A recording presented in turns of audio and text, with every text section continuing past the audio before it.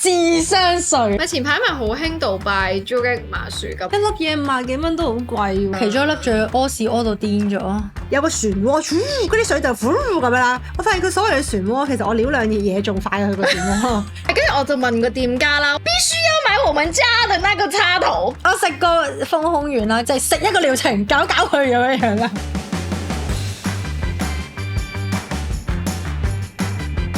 各位鄉親父老，歡迎收睇渣女渣男同鄉會。大家好，我係欣欣，我係小美。今日我哋講啲咩咧？今日我哋講成人嘅話題又係哇，關於稅金嘅，但係智商稅啊，係啊，因為咧我哋即係傾過好多主題啦，跟住我喺度諗啊，其實我哋有冇啲主題咧？我哋冇接觸過，就係我哋好似冇傾過一啲我哋有機會會犯過錯或者腦殘嘅時候，即係可能買過一啲即係智商稅嘅嘢咁樣樣啦，或者係一啲可能去過一啲智商稅嘅地方啦，因為我哋都好中意打卡啊嗰啲咁嘛。咁所以咧，我哋就今日咧就傾下關於智商稅嘅話題啦，即係究竟大家有冇犯過啲唔同嘅智商稅嘅事情啦，咁之類啦。冇錯， Yeah. 分享下咁大家嘅俾過最大嘅智商稅係咩啊？唔係大嘅，但係有金額上唔係大。因為你講智商稅，諗下先，我就係諗起啲細，但係睇落有用，但係其實冇用嗰啲嘢咯。哦，係啊，我記得例如之前有段時間啲人話，哇，你化妝素你自己洗會洗得唔乾淨嘅，跟住就成日都話有一啲叫做電動化妝素，你啊，自動跟住佢就係一嚿嘢啦，咁你水落去咧，佢就會有個漩渦，嗰啲水就呼咁樣啦，咁你就要叉電嘅，咁然之後我發現佢所謂嘅漩渦，其實我撩兩嘢仲快過佢個漩渦，即係我如果開一個杯，跟住我開，即係通常都係用嗰啲洗頭水倒落去，跟住捽噶嘛，你嗰下一定係發覺佢個咯，但係佢嗰個嘢係需要叉電嘅，咁所以買翻嚟之後，我發現咦瀨咗嘢咁樣咯，即係我成日都有呢啲瞬間咯。我想講咧，我係一模一樣同一樣嘅智商稅，但係我想講我唔係好貴，應該係幾廿蚊。唔係化妝自動嗰個我未去到嗰個步驟已經發現係智商稅，點解咧？就係因為咧我買完翻嚟啦，諗住用啦，跟住咧我用所有插頭都開唔着嗰部嘢喎。嚇！跟住壞咗。唔係，跟住我就問個店家啦，喂，我所有插頭都轉唔到呢個轉插喎，即係點用啊？佢話必須要買我們家的那個插頭。跟住我心諗邊度有講？佢話有啊，嗰張圖嘅右下角嗰度有想寫住。咁點解佢個 package 唔係包埋？我寧願你收多我10蚊。佢就係有兩個 package，一個係要有叉頭，一個冇叉頭。咁我咪買冇叉頭，因為我自己屋企有叉頭。但係原來其實佢一定要買佢嗰個叉頭先可以用嘅。錯，點解你冇用過？跟住我就擺咗到一次都冇用過。你咪跟翻個叉頭咯，你幾多錢啊？佢冇得另外買個叉頭，佢話如果你要買個叉頭要一套咁樣買㗎。哇！跟住我嬲到係咁話佢咯。但係佢唔跟埋個插頭係點解咧？佢以為佢已經買過，即係如果咁嘅狀態，即係有人曾經買過一個壞咗，然之後壞部機唔壞插頭咯。係咯。佢冇呢個 option 咯，總之就係。但係最有病嘅就係鬼有人知會一定要用你嗰個叉頭先得先，咁你就唔好俾人哋買一個係冇叉頭嘅 option 啦，你明唔明？我真係嬲到咧，我完全冇。你放心啦，嗰部嘢係唔好用嘅。係我用一次之後我掉咗啊。安慰到咗。係啊，但係有用你呢一樣嘢嘅隔離嘅副產品就係嗰啲洗手液啦。洗手液係智商稅咩？我覺得自自地喎，其實真係洗頭水其實你得啦係啊，可能你就咁卸妝油啊，或者咩去洗，可能仲乾淨過你用嗰啲。成日都用我用嗰啲洗手液洗手液咧，我懷疑佢係嗰啲洗潔精啦，跟住佢洗完個掃，因為有時啲掃係真毛嚟㗎嘛，好乾係咪？係啊，好乾啊，跟住就會覺得上面嘅時候唔滑，同埋佢會叉開咯。同埋所以有而家少少微微有智商稅啦。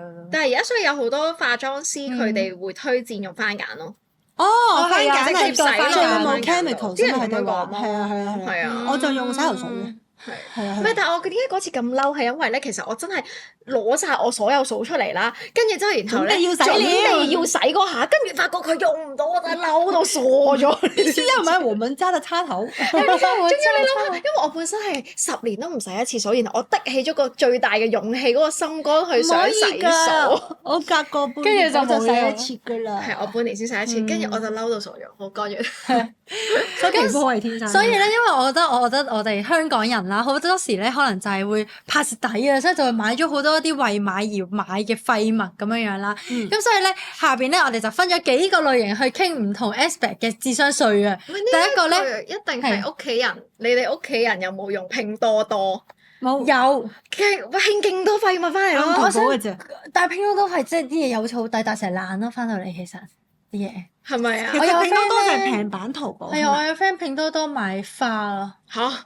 但係佢話係 O K 嘅喎，好新鮮嘅喎，我一聽就覺得好似係智商稅喎。但係都還好嘅，O K 嘅。但係你唔係要拼落嚟嘅咩？你要等佢拼㗎嘛。係啊，所以咧係等得耐咯，佢智商稅唯一嘅咁但係你位置就係鮮花嚟㗎嘛？咁你但係佢係點知拼完佢就會落咗嚟，就係都 O K 嘅。咁但係你本身送花俾人，你唔係要有一定有個日子你要特定係啦，送嘅咩？你要自己插花就得 O K 咯，所以就係。哦，係啦 OK 咁我哋第一個階段咧就係衣食住行嘅重災區啊，例如咧就係飲食篇，咁咧例如我哋嗰啲打卡嘅餐廳啦或者 cafe 咧，通常咪好多時而家爆紅嗰啲都要排隊嘅，即係早排尤其是嗰啲咩杜拜朱古力啊、乜乜鬼啊嗰啲，可能其實個食物水平係好差，咁你哋覺得有冇犯過呢一個餐廳嘅智商稅？即係排過我覺得嗰個啲餐廳係好難食。井字嗰個 B 嗰個井字嗰個 B 係咩？ hash 係 hash 唔好食喎，佢個蛋撻，我等過咯我冇食，我冇成功食過。我覺得唔好食喎 OK 啊，唔係太差。喎，唔知我等咗好耐。我未，我冇食過，反而評價唔到，係啊，Bake 嗰間屋嗰個好食喎。係咪啊？我不嬲都食開嗰個就唔使嘅等咯，因為佢係長期都好去得好快啊。但我之前中過有個食嘢嘅服咧，就係食嗰個叫咩啊？之前有個布丁包咪好出名嘅，有一排，嗯跟住咧佢嗰陣深水埗定唔知太子油麻地咧，即係呢啲地區嘅有一間爆紅啦，跟住我排咗半個幾鐘食，因為我就係覺得咁我好中意食甜品噶嘛，係咪先？甜品先驅人士嚟噶嘛，一定要食。跟住我好失望咯。正常你呢個包你諗住佢係點啊？就係會熱辣辣、流心、外脆內好多餡嘅，佢凍㗎啦，跟住又唔係好流心，奶味唔係好重啦。即係我就覺得點解要排隊咧？就會拗大頭。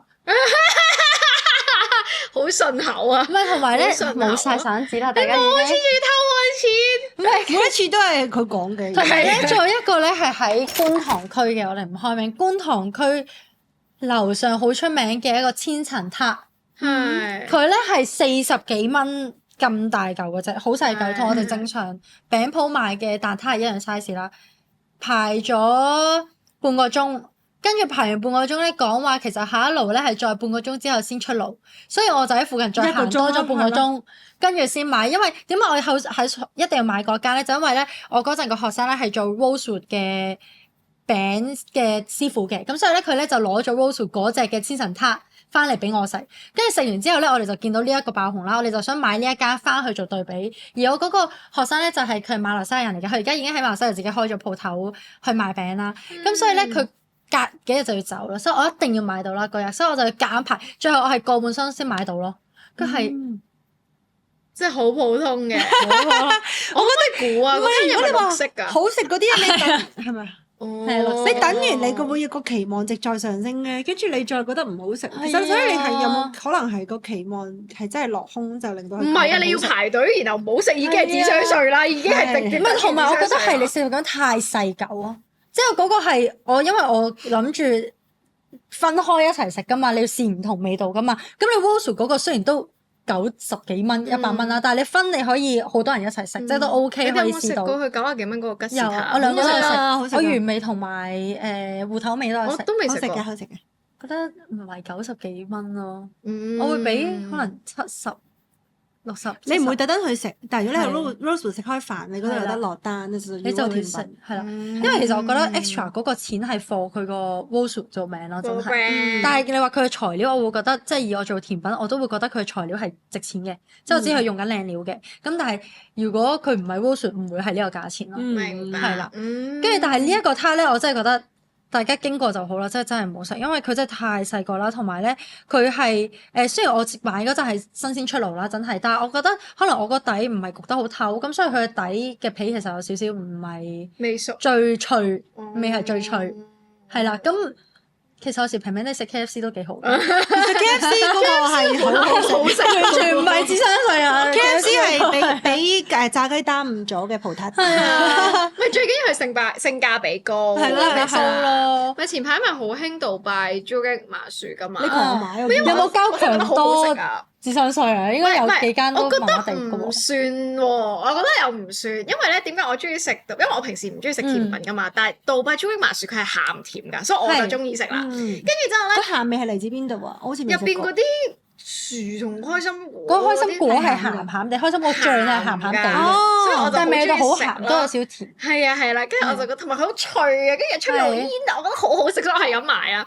跟住咧就比較過咁多間，我咪買咗一間全港最貴嗰間，即係78蚊一粒，又好鬼細粒㗎。跟住咧，但係重點係好食我㗎唔使排啊嘛，咁我咪覺得唔係智商稅咯，我會覺得。佢賣得，因為佢係韓國 cafe， 即係過江龍，咁所以佢就賣到咁貴。但好唔好食先？佢係成粒喺韓國運過嚟，所以咁貴啊？唔係，但係70幾蚊喎。佢應該喺香港整嘅，係啦。跟住之後我就因為我嗰日買咗另一間 cafe，即係我有介紹你去食嗰個係咪你出嗰個？係啦，跟住嗰就50幾蚊嘅，跟住我食完比較過，我就覺得50幾蚊性價比更加高，更加好食嘅。一粒嘢50幾蚊都好貴喎。貴啊！但係我食過2粒，我其中一粒仲要屙屎屙到癲咗。唔知係咪因為佢嗰個開心果可能有機會個醬唔係新鮮係啦？我喺市集度買嘅，買2間，一間就係啱啱嗰間餅鋪出嘅，就另一間咧就係再另一間專係出 nuts 嘅一個鋪頭出嘅，跟住咧56、7嗰啲價，佢喺市集都賣得算貴喎，近60蚊㗎啦，因為地鋪都賣50幾蚊喎，都係40幾50蚊咯，即係都係呢啲價位啦。咁但係咧，我食落去嘅時候，我冇懷期到哇正啦咁樣啦，但係咧我係冇覺得佢係升天級好食咯，反而我想講，所以我覺得呢一個麻薯朱古力杜拜朱古力麻薯，我覺得半智商稅咯，因為佢未去到 like 飛天好食，同埋通常都真係好細粒。啲人話佢個製作過程好繁複啊，因為點解唔繁複咯？咁但係杜拜朱古力本身嘅嘅係好食嘅，係因為個開心果醬貴咯。哦，係啦，但真係好食喎！我覺得真係好食。我覺得你有冇試大籮柚嗰個？咩大籮柚啊？大籮柚啊！大喇柚，大喇柚啊，大籮柚啊！佢嗰個開心果朱古力，哇！咁我要食喎。朱古力嚟㗎。佢係就係嗰隻最傳統嗰隻杜拜朱古力咯。但係我唔食朱古力㗎嘛，本身即係我對朱古力，但我對於朱古力冇乜興趣啊！你明唔明？就係因為佢有層麻薯加嗰個脆脆，我就覺得好好食咯。所以我就冇食過真正嘅杜拜朱古力嗰一排。你有冇食最新嗰個韓國 hit 嗰個年糕啊？哦，牛油年糕，牛油年糕好唔好食啊？我食過一食，佢會係新鮮出爐嘅麻薯波波嘅感覺咯。係啊，但係就好重牛油味嘅。我個 friend 咁好食過麵包，普通佢話嗰個麻薯要做到嗰個質感係要落大量嘅糖同埋大量嘅牛油，佢見又唔好食。佢係好重牛油味嘅，但係你做唔到嗰個質感。平時啲麻薯波波咯會，如果佢好重牛油味，但係有微智相隨，因為咧佢咧好細粒啦。我買嗰陣係買幾多錢咧？好似都係60幾蚊，唔知4粒三四粒，每一粒咁細個貝殼。佢係 Madeline 嘅，係啦，好細粒嘅啫。跟住咧，你食落口咧，其實就係一紮牛油同麵粉同煙韌嘅嘢咯，有啲似煎堆咯，其實。煎堆但係牛油 version 嘅煎堆咯。咁之後我就會覺得我咁多次買總之我見到佢嘅卡路里應該好高，我就完全唔係啦，同埋我覺得係呢一樣嘢係你食一粒起2粒止咯，飽咗太重牛油味同太油啦，所以我就我覺得係睇個人口味咯。好貴，呢啲爆紅嘅商品有時真係太間唔時都爆紅一下㗎啦。我覺得要排隊就不了，唔使排隊嘅。我覺得試完我會覺得係點樣啦？百貨應百下啦，因為即係78蚊我都肯買啦，咁我都係為咗試一下佢係值唔值啫嘛。咁我試完就覺得唔值咯，就係咁。所以我就覺得未去到話智商稅嘅。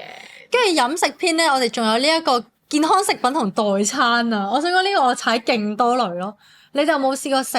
我覺得我咁啱接嘅嗰啲咩啊？我以前咧，同埋我自問下先，我以前豐胸啊，你接豐胸嗰啲？係我食過豐胸丸啦，咁但係咧佢咧係嗱等陣先嗱，我哋澄清一下先。首先係我係一個發育嘅年紀啦，就中學嘅時候貪靚，唔係未中學，大學㗎啦，貪靚啦，去日本旅行啦。大學仲發緊育嘅咩？唔係，咁我就好想豐胸，咁我試過好多方法豐胸㗎嘛。我大學之後先大㗎。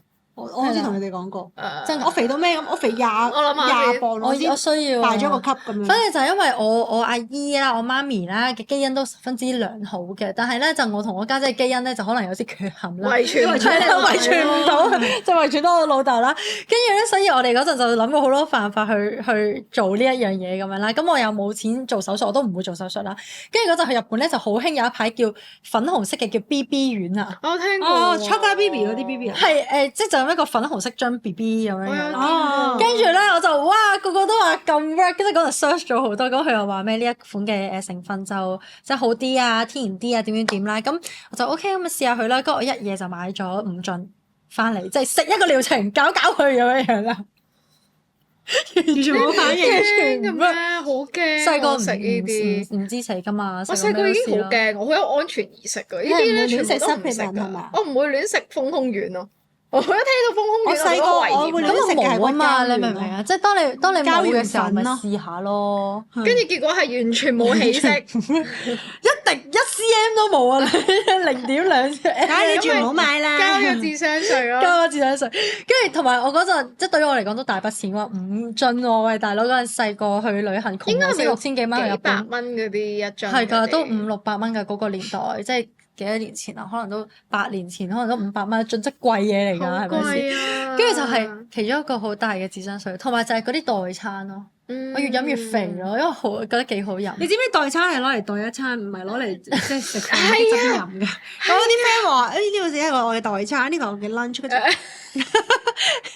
佢先係有智商，佢係代餐咧係真係代唔到一餐。佢真係肥仔奶粉嚟㗎，其實係啊，唔係我係因為做完 gym，因為我細個嗰陣時都有食好多嗰啲代餐嘅，但係我做完 gym 就發覺咧，嗰啲原來代餐其實係好多糖啊，即係所以其實佢係致肥嘅原因。佢執飽你咯，諗住。係啦，但係其實仲要你食完係唔飽㗎咯。跟住我慢慢就覺得代餐未必係對我自己係最適合嘅減肥方法咯。但係 so far 我接嗰啲業配咧，我會覺得咧好多都幾 work 咯。I mean 對於嗰啲益生菌啊、排毒啊，跟住之後然後隔油嗰啲，我都覺得幾唔錯。我自己覺得。我諗做得比較好嗰啲代餐，可能佢要加啲營養成分入邊，唔好淨係即係起碼低糖先咯。係啊，低糖好緊要。因為我有啲 friend 佢可能食佢未必叫代餐，但係一啲可能高蛋白嘅，即係貨做 gym 嗰啲咧，係真係可以嘅。我記得我係初期食啦，嗰陣真係即係好初期興嘅時候咧，咪好多啲咩朱古力味、伯爵茶味、奶茶味，跟住就係咁食嗰啲，跟住就越食越肥。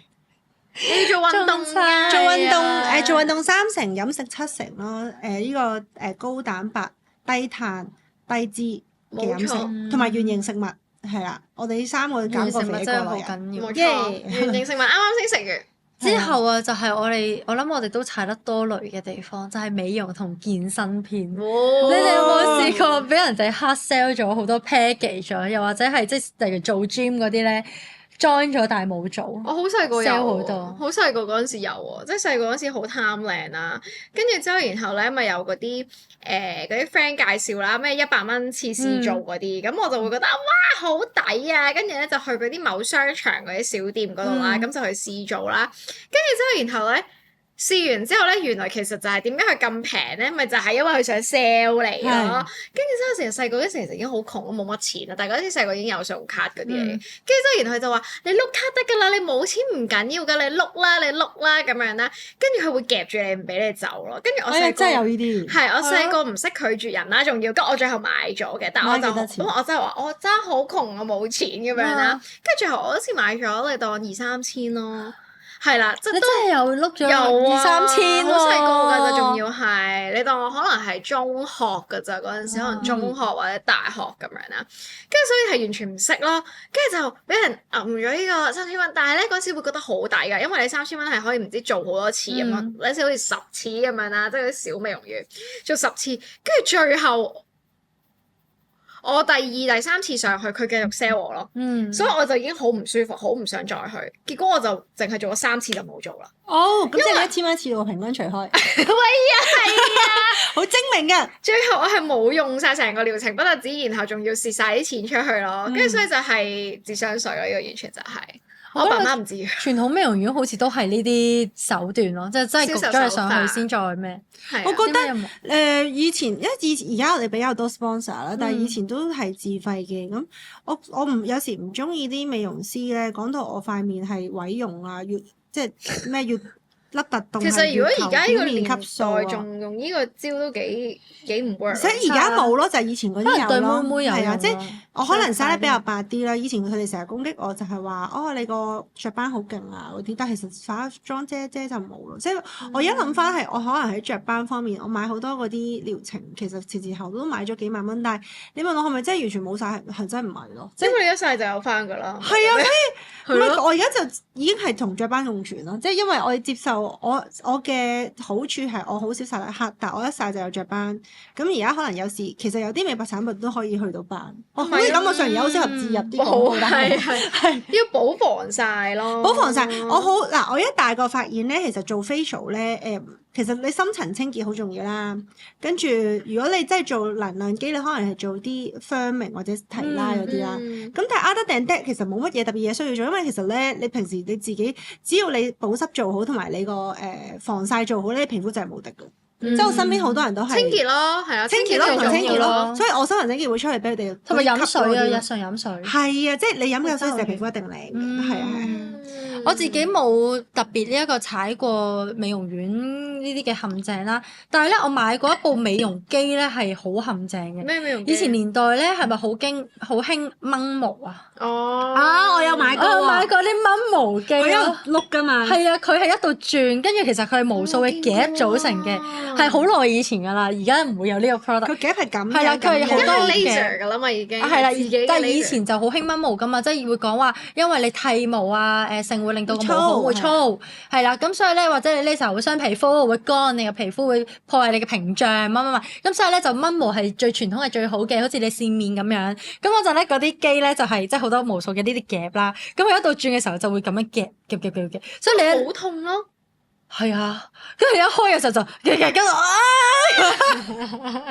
住隻腳跟住但係就事後睇翻係有少少得不償失咯，因為其實你掹完有痛啦，跟住其實有啲毛孔係掹得太大力都會流血，哦，係啊，所以其實係極度智商稅咯。所以我全身已經脫晒毛咧。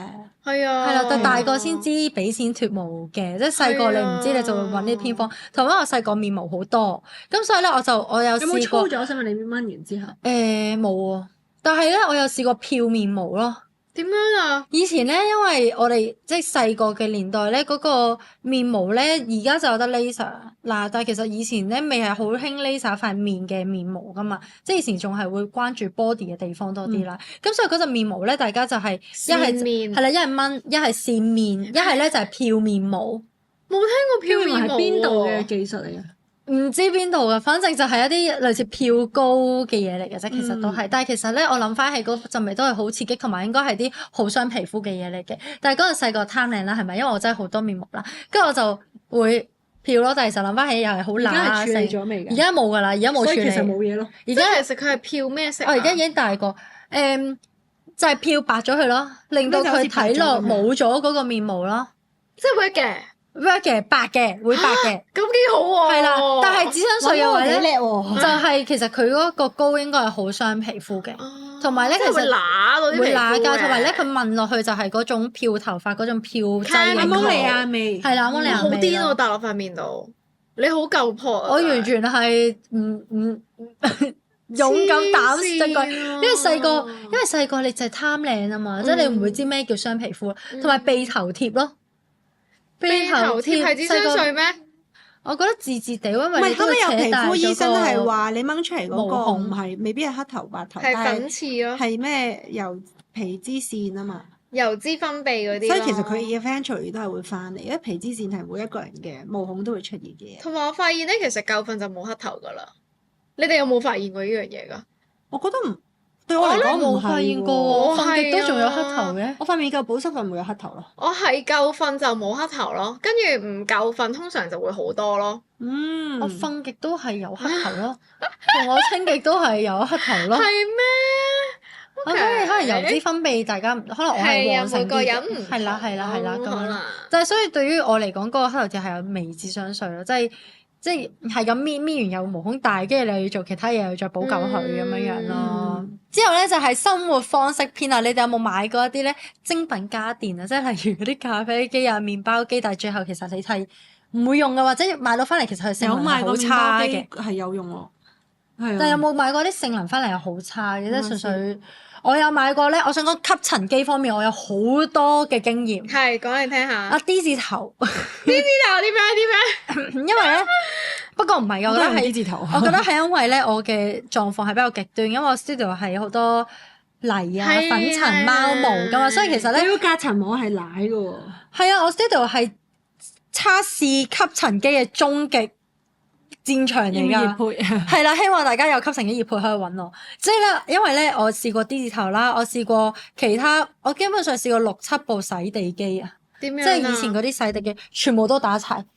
D 字頭係性能最好㗎啦，因為佢1個月先打柴，但係其他咧係1個星期、2個星期打柴。即係自動會碌晒你成間屋，跟住會。我知啊，洗地機啦，我最近買咗啊。係啦，或者係嗰啲係水嚟嘅，你一撳佢就會鼠。知啊，咁點啊？即係你而家最後嘅評價係咩啊？即係冇一部就得啊？冇一部得。真㗎？我全部都係瘋狂交智商稅咯，即係就算我買到上6-7千蚊，講到佢咩話好勁啊，自動會清潔。你應該吸完塵先用洗洗地機，即係你手動吸一次塵先。佢嗰隻係寫到明係吸塵連洗地㗎嘛，6-7千蚊性能，即係我會覺得你吸塵連洗地應該就冇問題啦。係因為太大嚿啊！你嗰啲塵。我覺得係因為我係有泥碎地下。咁所以咧，佢咧其實成日咧就係會吸完即係嗰啲泥碎吸完入去，咁咪洗地又變咗泥漿，跟住就會卡住咗個摩打，乾咗之後卡住咗摩打。所以你係真係要將大嚿嘅移除咗先，跟住淨係粉同。咁如果咁點解我唔自己掃地就自己拖地？即係我係咯，我覺得仲快啦。所以我哋而家咧已經買咗嗰啲工業用嘅吸塵機咯。即係只可以用嗰啲最大部成個牛龜咁樣樣，就冇得好優雅咁樣做家務，真係咁樣吸塵。哦，即係所以其實係唔 work 嘅，任何洗地機都因為有泥漿。同埋我覺得洗地機咧有一個唔好處咧，就係其實佢冇大家想象中乾得咁快。即係你洗完其實佢都會一行水痕咁樣樣。即係你變咗，例如咧屋企係着拖着襪咧，你就會無啦啦對襪行下就會濕地啦，係啦，未到濕晒，即係講濕地咁樣啦。但係如果你着拖鞋，你拖鞋唔乾淨，又係會有鞋印咯。所以其實我覺得洗地機即係手拖嗰隻未必係最理想嘅選擇。係咩？我已經買咗啦，仲要係琴日買噶，因為我而家最勁質貓毛啫嘛。係咯，係啊，但因為會打柴先嘅。我唔知啊，你哋講到好似咁差咁樣，唔知咧。我好中意佢，好似唔錯。我好中意佢個純乾嗰個吸塵咯，即係用咗好多年都覺得好好咯。我就因為佢夠換嗰個隔塵網就 OK 啦。係，跟住但係而家出咗一個係好幼身咧，跟住乾濕嗰個咧，跟住我勁心動，我冇買過嗰個，我買過另一個。但係嗰啲人好似好勁咁。係啦，跟住之後，然後我冇買到嗰個啦，仲要買咗另一個牌子啦。跟住我係仲未用咯，但係因為點解我未用咧？就因為咧佢講到明咧，一定要用低泡沫嘅清潔劑啊。因為我屋企嗰啲全部都係好高泡沫，咁所以要特登買一隻高要低泡沫嘅。係咪寵物？放寵物係啊，我有推介俾你喎，我翻去推介俾你啊！我先嚟用緊嗰隻，好低泡沫嘅，就係又係嗰啲199嗰啲對寵物用啲係咪啊？呢啲就唔係智商稅啦，呢啲必須㗎。係啊，好啊！即係如果唔係你用高泡沫嘔泡啦，已經諗到啦，即刻會嘔啲泡出嚟。係啊，因為太多泡啊。拖地機好緊張，好興奮。我覺得自動嗰隻應該係唔錯，但係手推嗰隻我暫時未試到好用嘅。我希望如果屋企將來夠大嘅話，我希望加購一個家庭和諧號。我希望加購一個工人。我唔想多一個人喺度。終點，我覺得洗碗機唔係智商稅嚟嘅，我研究咗好耐。我 friend 全部屋企嘅洗碗機咧，佢會成日搞 party，好開心。但係洗碗機係一定100%唔係智商稅咯。係咯，啲人已經講咗我唔係智商稅啦，話好乾淨，睇到掠落去係瀝聲咁樣。同埋必要家品就係氣炸鍋咯。我都成日用氣炸鍋㗎。氣炸鍋都係好好用嘅都係。新屋添置一個。係啊，個 friend 話送俾我。係啊，跟住有氣炸鍋，我未用過嘛，我咪同你哋講過冇用過。好開心啊氣炸鍋，因為你唔使預熱，普通焗爐要預熱，同埋氣炸鍋個體積比較細。跟住咧，而家咧，如果你唔識煮飯咧，喺街度可以買到啲氣炸鍋適用嘅一啲雪藏嘅嘢，跟住你劈落去，跟住就還原咗佢個味道。所以我覺得氣炸鍋係唔係智商稅。但係而家最新出咧有啲氣炸微波爐啊，你哋有冇聽過啊？我有聽過，唔好用㗎，唔好用，我有買過，我買過。因為我以前公司咧嗰陣就貪方便，就 for 啲同事可以氣炸又可以微氣炸又微波，同埋可以 for 佢哋咁樣用啦。我覺得你不如走埋個微波爐啊！即係佢係氣炸嘅效果係唔好嘅，唔 work 嘅。你係氣炸鍋可能揾翻氣炸鍋會快啲嘅。哦，即係佢因為每個性能都有嘛，你初期用其實咧係唔係好覺個分別，因為你初期用咧佢個性能都係好好嘅，但係可能你用過2個星期、3個星期，因為佢會係咁 switch 唔同頻率嘅時候咧，就開始唔知係咪啲機疲勞定係點樣咧，佢就會因為氣炸同微波 suppose 係兩個 mechanism 嚟嘅。應該係啦，所以佢出到嚟個效果就會可能明我一開頭叮2分鐘，我就要叮3分半咁樣。哦，我聽過微波加蒸爐都係會容易打柴。都係有。因為我而家屋企咧冇微波爐啊，跟住之後然後咧，所以就以後咪冇得叮嘢食咯。跟住所以我就諗緊又冇氣炸鍋喎，咁我就諗住買個氣炸微波爐咯，都幾好喎。好啊，我哋係啊，有買微波爐。OK，冇問題。又依家開禮物啦，係咪啊？幾好喎！我冇微波爐屋企。買微波爐，幾好好好用，我成日都。我中意咧，日本咪 Free Cons 嘅，我買咗好多嘢都好正㗎，叮嘢食係啊，佢又唔黐底喎。跟住咧，我係唔中意落油嘅人嚟㗎嘛。我個菜我洗完之後切咗之後就擺喺嗰個嘢度叮啦，跟住之後都好好食。我嗰啲三文魚啊，淨係買 fit 到嗰個盒嘅 size 啊，跟住三文魚掉落去啦，跟住落啲鹽。佢有煎嘅效果㗎嘛，叮完。煎咗個三文魚出嚟俾我咯，淨係洗個兜。嗰啲好好用啊 Free Cons 好多嘢都唔係自身超級懶人啊！幾耐啊，大丁？佢有寫㗎佢要翻面嘅，嗰啲每邊要6分鐘到咯。但係咧佢有個叮蛋嘅，我覺得一般係啦。叮蛋會乾柴。佢叮蛋佢聲稱又係唔使落油，我發現係要落油嘅。即係如果你落完油之後，佢就可以好靚咁樣整到。如果唔係，佢係會將個蛋白黐咗喺側邊個嗰啲。Free Cons 都好似幾多懶人一物咯。但係嗰個煲真係一定要買，因為佢係煮乜都得㗎。你擺菜啦、豆腐啦、跟住三文魚啦、肉啦，乜嘢都煮到啊！佢係有埋個蓋，精明小女生必備。佢有蓋，叮完之後佢啲嘢係唔乾嘅，佢啲水係 keep 咗，跟住啲菜係唔會變黃咯。係啊，所以好好。超好，嗰一定唔係智商稅嚟。好。咁名牌咧，大家有冇買過啲名牌嘅用品佢係智商稅啊？我有買過，以前好細個。係。我哋唔好開牌子名。係。係啦，反正就係小資女嘅一個入門級嘅牌子啦。跟住我就買咗佢嘅卡片套啦，咁好靚黃色小雞黃咁樣樣啦。跟住就哇，人生第一個卡片套啊咁樣樣啦。我諗用咗2個月、3個月甩皮咯。係漆皮定係咩皮？其實佢咧嗰個門市好多嘢咧，就係聲稱佢係即係真皮皮革咁樣啦。但係其實例如呢啲顏色嘅皮革咧，佢好多時就係焗或者染之類啦。其實冇得賴個皮喎，所以我就唔知究竟個甩皮嘅狀態係咩事咯。即係佢就係反出嚟嗰啲皮。但係有冇 warranty 嗰啲㗎仲？冇㗎啦，過咗啦。我上年買對鞋，我落雨都係會甩到啲指甲，啲腳係黑色㗎。唔係，即係我哋係啊，佢 loafer 係會甩色。係，佢 loafer 會黑色㗎。你個。因為 Dior 買個散紙包漆皮嘅，跟住我唔知有一次將佢擺埋張嗰啲平時嗰啲單嗰度咧，單據佢印咗啲字印咗啲字佢個咩 Uber 幾多錢嗰啲咧。係啊，激死我！好肉酸。係啊，咁你仲有冇用啊？用唔到啦，係啊。我覺得好多呢啲就係整唔甩㗎。你印到成個都係咧 monogram，幾好喎。係啊！我哋之前買過個白色嘅袋，就係磨牛仔褲咯。哎呀，一定會。係啊，其實皮係好難處理嘢嚟嘅，我覺得皮依個係要，即係我買白色袋，我係唔會着牛仔褲啊。可能我哋係唔適合買精品啊。我係好精明㗎，我係咧要啲人買晒啦，跟住咧。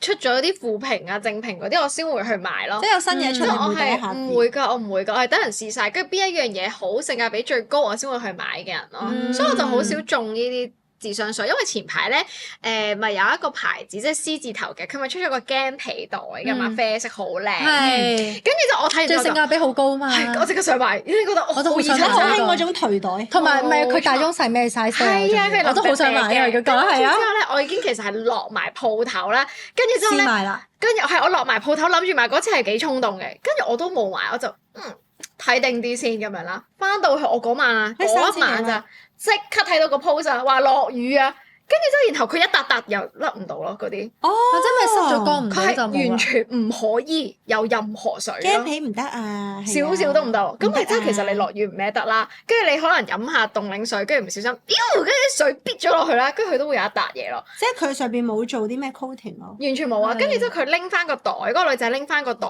去門市度問啦，佢都話整唔到咯，嗯，跟住係完全救唔到，咁即係其實你買個袋翻嚟你。好大機會係會好容易整污糟，同埋係唔靚，我就即刻冇買到。你係精明嘅消費者我好喎。精明㗎，真恭喜你係喎係啊，跟住冇買到。點知我個 friend 收到一個一模一樣嘅袋，跟住佢真係夜飲到死，夜飲到一落杯，佢成杯其實只要你嘅生活你你夠小心咧，你就可以用。我哋呢啲比較容易，好難啊，係同埋你買翻嚟就用㗎啦。同埋你係啊得嗰2、3千蚊，仲要好小心，係啊又好攰，即係做人都。但我想講 L 字頭嘅咩嘅會甩銀皮喎包或者佢啲係咩？我覺得幾好用喎。啲人會甩花啊話，我話咧佢我冇用冇用花嗰啲係咪，啊？我只會用正常嗰隻皮嘅銀包啫。佢佢個銀包係幾好用嘅我覺得 OK 嘅 OK 嘅，我嗰個我都有幾個嘅，我最中意嘅精品品牌就係 L 字頭嗰個。But anyway 啦，我之前又係睇到 Friends 有個 post 咧，就係佢揾嗰個消毒濕紙巾抹啊，哦，甩甩 logo 晒啊嘛係啊，L 字頭都甩 logo 嘅喎。甩晒㗎，甩晒啊，係啊。冇晒咯嗰啲 model 嘅，勁好笑。係啦，跟住第三間我哋咧就係講下呢個北上嘅消費同埋在港嘅消費，因為咧即係我哋自從開翻關之後啦，我好多 friend 成日都話要上去整指甲、上去整眼睫毛、上去咩做 facial 打邊爐咩，就話覺得平過香港啦。但係其實咧，我有時自己仔細咁樣去比較數下啲錢，其實唔係咯，即係話例如你搭車上去已經要個零兩個鐘啦，係啦，跟住你過完關之後，即係你人仔其實再乘翻開嘅錢，再加埋你嘅車費啊，成日其實都冇比香港同埋你平好多上到去，你通常都唔會搭地鐵咯，會搭的士咯。。係啊，所以我就覺得，例如咧，我哋有個最明顯嘅例子咧，就係之前好興大家上去 Sam，即係嗰個山姆度超市度買團我冇貨。買過，但係我有啲 friend 每次買親都係幾千蚊咯。係啊，好多係啊 friend 上去團好出貨名㗎㗎會。類似 Costco 啊，佢係喺可能外國傳入去㗎，係咪啊？佢個消費模式全部嘢都係極大嚿嘅包裝，佢就係平佢你一睇到佢極大就已經係一個好似貨倉咁形式，全部嘢都係超級高哦，嘅，見過人影即係 Costco 過啊咁樣！咯。哦，係啊係啊即係好似嗰啲 Walmart 外國咁樣大型係啊超市。咁所以點解佢啲嘢平就因為佢全部嘢都係大件，都好即係譬大如我個 friend 去買牛，佢係一 pack 係5公斤咁樣咯，即係你香港係買唔到，即係佢所以佢每一次都係買幾千蚊嘢，但係佢係可能夠食一個月咁樣咯，佢因為就一個月上去一次咁樣。係啊，呢啲超市通常係 for 啲多人家庭，你去買你先會抵咯。其實佢香港好難啊，即係我見到佢每一次咧，佢個雪櫃都係打爆晒，係咯，跟住就係冇位噶咯。係啊但我反而未知，因為我 friend 嗰陣上去咧買，佢咧去到會有好多嗰啲好大 pack 嘅嘢食嘅，即係例如嗰啲蛋糕。哇！咁大 pack，跟住先講緊，可能人仔係10幾蚊咁樣樣，好平真係好平。跟住我嗰陣個 friend 就買咗好多嘢食類嘅翻嚟啦，跟住但係其實好快過期咯，根本就食唔晒。切。係啦，跟住其實你諗下，你連埋搭車所有嘢，你又要搬翻嚟。雖然佢有中港車嗰啲嘢啦，咁但係你又要其實有中港車先會咁樣嘅，如果唔係你唔會咁樣又攞之後過關搬翻嚟，跟住又食唔晒。跟住但係其實你又買咗一大堆嘢好浪費搬翻屋企，其實好浪費咯。跟住你冇中港車咧，你 book 架車其實你翻去香港要1000蚊噶嘛，係咯，所以計計埋埋咗喺度。計計埋埋都完全唔同埋我覺划算得而家咯喺即係譬如即係內地，即係深圳啲近香港啲嘅地方食嘢，其實我覺得都唔算話好平咯，我自己覺得，即係啲餐廳都貴㗎，其實。啲人話已經追上咗香港物價啦嘛，其實係啊，係咯，即係所以我嗰陣時有食過嗰啲雪糕，維亞嗰啲咩好出名嗰啲雪糕啦，跟住之後然後食完咧，即係覺得個價錢其實香港都可以俾到呢個價錢食到差唔多嘅嘢咯。通常如果我可能翻內地食，我就會揾米芝蓮，米芝蓮真係明顯平啲。黑珍珠係咪啊？黑珍珠同埋黑珍珠好食啊！嗯咁所以我哋今日都傾咗好多我哋現實生活中嘅智商稅啦，唔知道大家咧有冇啲終極嘅智商稅想分享俾大家，等我哋都避下雷，可以喺下邊話俾我哋聽。冇錯，咁大家如果中意呢條片嘅話咧，就記得 like 同埋 comment 呢條片，仲有 subscribe 我哋嘅 channel，撳埋個鐘仔咧，咁以後出新片咧，大家就會收到噶啦。咁我哋嘅 podcast 咧就會喺 KKBox、Spotify 啦同埋 Apple 度聽到嘅。再嚟到感謝高級會員環節，我哋有 JM 有 West 同埋 Ryan。如果想做我哋嘅陳船仔、白龍總裁、黃石冰同埋渣男渣渣女，女就快啲啦！我哋等緊你哋㗎。冇錯，拜拜。個人咧個結構咧係首先睇骨。骨係好緊要嘅，譬如話你個鼻梁好高，咁但係你都要有個鼻梁骨生出嚟，你先有啲肉嘅。因為眼神會變，佢可以咧喺人眼啦，尤其是喺譬如話你依家夏天喺地鐵度咧，如果有啲女仔着得少布啲咧，你睇下啲阿叔，你留意下佢哋啲眼咧，突然間有一秒，嗰啲就係人眼啦。如果咧你啱啱起身咧，你照一照鏡，你望一望你會嚇親自己㗎喎。你望一望你耳珠嘅顏色，尤其是如果你嗰一日要做啲重要嘅決定。